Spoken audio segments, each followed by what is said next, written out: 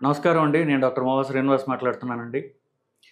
ఈ మధ్య కాలంలో సోషల్ మీడియాలో గానీ, న్యూస్ ఐటెమ్స్ కానీ మీరు చూసినట్లయితే పిల్లలు, యువత బేసికలీ జంతర్ మంతర్ ఢిల్లీలో ఈ కాక్రోచ్ జనతా పార్టీ అంటే బొద్దింకల జాతీయ పార్టీ ఏదైతే ఉందో దాని గురించి వాళ్ళు ఆందోళన చేయడం అవి మీరు చూస్తూనే ఉన్నారు.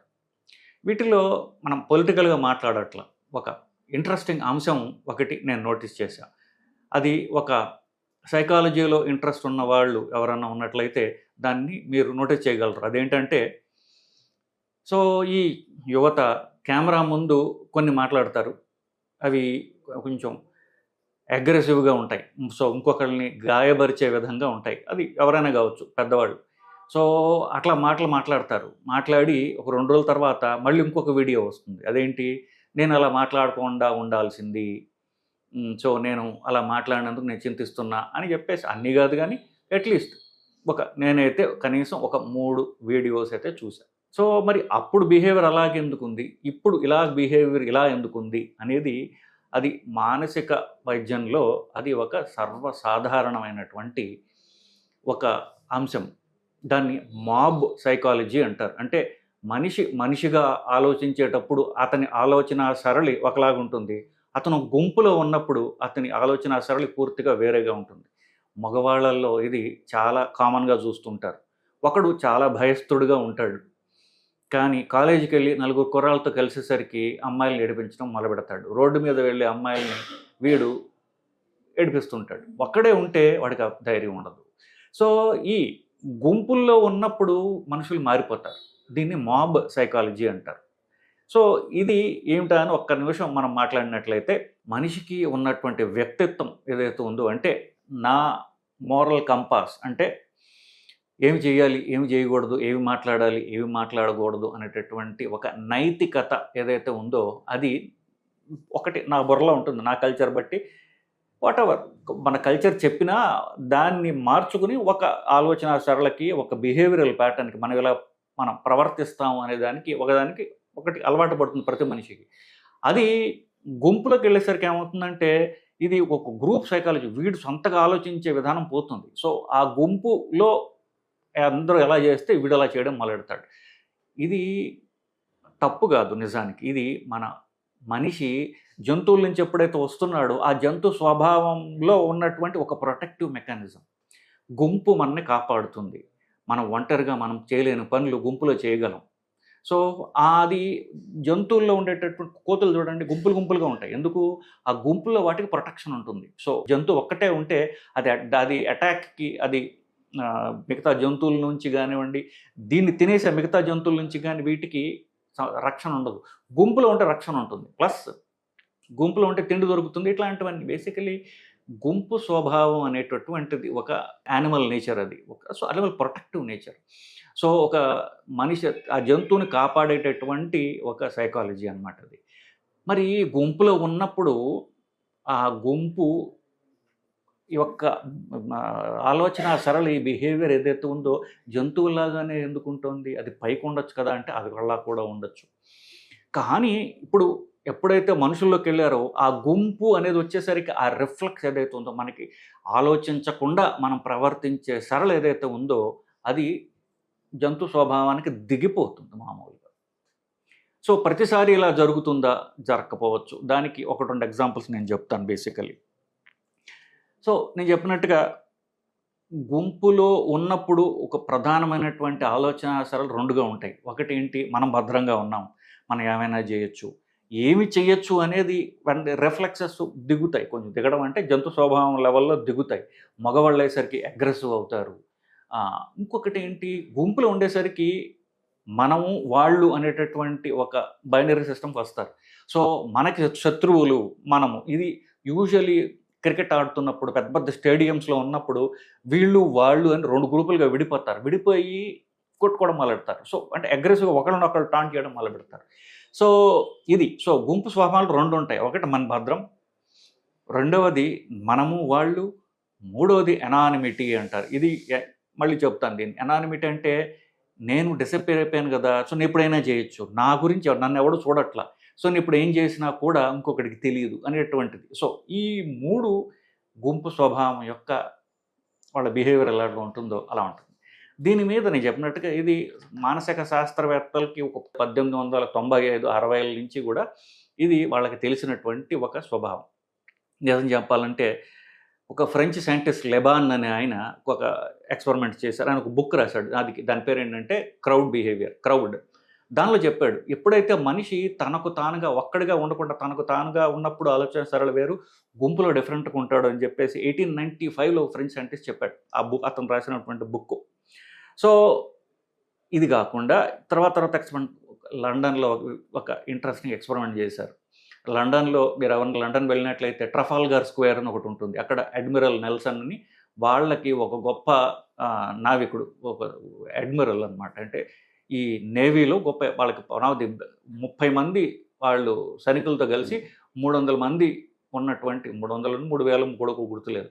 ఫ్రెంచ్ ఆర్మీని 30 మంది బ్రిటిష్ సైనికులు గారు వాళ్ళు నేవీ వాళ్ళు ఓడించారు. జస్ట్ స్ట్రాటజీతో ఓడించగలిగాడు. అందుకని వాళ్ళకి admiral hero. Coming back to the point, Trafalgar square అని ఒకటి ఉంది. ట్రఫాల్గర్ స్క్వేర్లో ఇక్కడ మన జంతర్ మంతర్ లాగా వాళ్ళకి అక్కడ అనమాట. సో లండన్ మధ్యలో ఉంటుంది కాబట్టి వాళ్ళ ప్రదర్శనలు ఇవన్నీ అక్కడ చేస్తుంటారు. అక్కడ ఈ అపార్థైడ్కి విరుద్ధంగా సౌత్ ఆఫ్రికాలో ఉన్నటువంటి ఈ తెల్ల ప్రభుత్వం వాళ్ళు చేసే వివక్షలకు విరుద్ధంగా అందరూ ఒక మీటింగ్ పెడదామని అనుకున్నారు. కానీ దురదృష్టవశాత్తు అక్కడే సౌత్ ఆఫ్రికా ఎంబసీ కూడా ఉన్నది ట్రఫాల్గర్ స్క్వేర్లోనే. అక్కడే మీటింగ్ ప్లాన్ చేశారు. సో ఏమవుతుంది, ఖచ్చితంగా సౌత్ ఆఫ్రికా ఎంబసీని అటాక్ చేస్తారు వీళ్ళు అనేది అది గుంపు స్వభావం తెలిసిన ప్రతి ఒక్కడికి, మనందరికి కూడా తెలిసిన అని అనుకుంటాం కదా. సో సౌత్ ఆఫ్రికన్ ఎంబసీ వాళ్ళు ఆల్రెడీ ప్రొటెక్షన్ పెట్టుకోవడం మొదలుపెట్టారు. మీటింగ్ స్టార్ట్ అయింది. మెల్లగా గుంపులు సౌత్ ఆఫ్రికా ఎంబసీ చుట్టూ పెరుగుతున్నారు. ఇప్పుడు చెప్తాను ఆ గుంపు స్వభావం మార్చేది ఎవరు అనుకున్నాను చూస్తారా, ఆ గుంపు లీడర్ వాడి బట్టి ఉంటుంది. సో ఆ గుంపు లీడర్ అయినటువంటి ఒక పాస్టర్, ఒక ఆయన జెస్సీ జాక్సన్ అని ఒక నల్ల జాతీయుడు, అమెరికన్, బట్ అక్కడ ఉన్నాడు ఆయన గుంపు లీడరు. ఆయన ఏం చెప్పాడు తెలుసా, ఇప్పుడు మనము ఈ అపార్థైడ్కి విరుద్ధంగా ఈ సౌత్ ఆఫ్రికా యొక్క ఎంబసీని, మన దౌత్య కార్యాలయాన్ని మనం అటాక్ చేశామంటే మనం చెడ్డవాళ్ళం అవుతాం. మనం ఏదైతే అనుకుంటున్నామో తెల్లవాళ్ళు చేసే అకృత్యాలకి మనం విరుద్ధంగా పోరాడుతున్నామో అది మనకు రాదు, సరిగదా. వీళ్ళు వైలెంట్ పీపుల్, వీళ్ళు హింసాయుతమైనటువంటి మనుషులు, వీళ్ళు మనల్ని అటాక్ చేస్తారు, వీళ్ళు నమ్మరాదు అనేటటువంటి ఒక తప్పుడు సందేశం మనం ఇస్తున్నాం కాబట్టి వాళ్ళని అటాక్ చెయ్యకండి అన్నాడు. దాంతో ఏమైంది, అది ఏదైతే పొటెన్షియల్లీ ఒక వైలెంట్గా అవ్వేటటువంటి సిట్యువేషన్ ఏదైతే ఉందో, హింసాయుతంగా పరిణామం చెందగలిగినటువంటి సిట్యువేషన్ని ఆయన మార్చాడు. సో అది ట్రఫాల్గర్ స్క్వేర్ అనేది ఒక సోషల్ ఎక్స్పెరిమెంట్ కింద అయింది. ఇంకొక ఇంట్రెస్టింగ్ ఎక్స్పెరిమెంట్ చేశారు న్యూయార్క్లో 1960లో. సో 1960లో న్యూయార్క్లో పొద్దున్న 9 గంటలకి ఒక ఎక్స్పెరిమెంట్ చేశారు. ఆ ఎక్స్పెరిమెంట్ ఏంటంటే న్యూయార్క్లో అందరూ ఆఫీసులకు వెళ్తుంటారు, బిజీగా ఉంటుందన్నమాట. ఒక్కడి నుంచుని ఇట్లా ఆకాశం కేసి చూస్తుంటాడు. సో ఒక్కడే నుంచుని ఆకాశంగా చూస్తున్నారు అనుకోండి, అక్కడ లెక్క పెట్టారు అప్పుడు. సో అక్కడ వచ్చినటువంటి మనుషుల్లో 14% మంది ఇలా వీడేం చూస్తున్నాడా అని పైకి చూశారు. సో అట్లాగా ఒకడు కాకుండా 15 మందిని నుంచోబెట్టారు. 15 మందిని నుంచోబెడితే 90% మంది ఏం చూస్తున్నారా అని ఆగి పైకి చూశారట. అంటే ఏంటి, మనిషికి ఉత్సుకత గురించి కాదు, ఉత్సుకత మరి ఒకడు ఉన్నప్పుడు చూసినప్పుడు కూడా ఉత్సుకత ఉండాలిగా, ఏం చేస్తున్నాడని చూడాలిగా. ఎక్కువ మంది ఉంటే అక్కడ వాళ్ళు చేసేది కరెక్టు, ఒక్కడు చేస్తుంటే వాడు చేసేది కరెక్ట్ కాకపోవచ్చు. ఇది ఒక గుంపు స్వభావానికి ఇది ఉంటే అందరూ చేసేది కరెక్టు, అందరూ చేసేది మనం కూడా చేయగలము, అందరూ తినేది మనం తినవచ్చు, అందరూ చేసేటటువంటి పనులు మనం కూడా చేయొచ్చు. ఇది ఈ గుంపుకి, అది దేశాలు కావచ్చు, గుంపు ఆఫ్ దేశాలు కావచ్చు. సో ఇది మామూలుగా దేశాలు కూడా బిహేవ్ చేస్తాయి. సో ఆ దేశపు లీడర్ ఏది చెప్తున్నాడో అందరూ అలా చేస్తారు. అది మంచి చెడు గురించి ఆలోచించరు. సో అందరూ మన దేశంలో అందరూ చేస్తున్నారు కాబట్టి మనం చేస్తున్నాం, అది కరెక్టే అన్నటువంటి గుంపు స్వభావానికి ఇది ఒక ఎక్స్పెరిమెంటల్ ప్రూఫ్ అన్నమాట basically. So coming back to the point, ఇప్పుడు నేను చెప్పినట్టుగా ఈ గుంపులు ఇంకొక వాళ్ళ స్వభావం ఏంటంటే ఇవి యూజువల్లీ అన్ఆర్గనైజ్డ్గా ఉంటాయి. మన జంతర్ మంతర్లో అదే జరిగింది.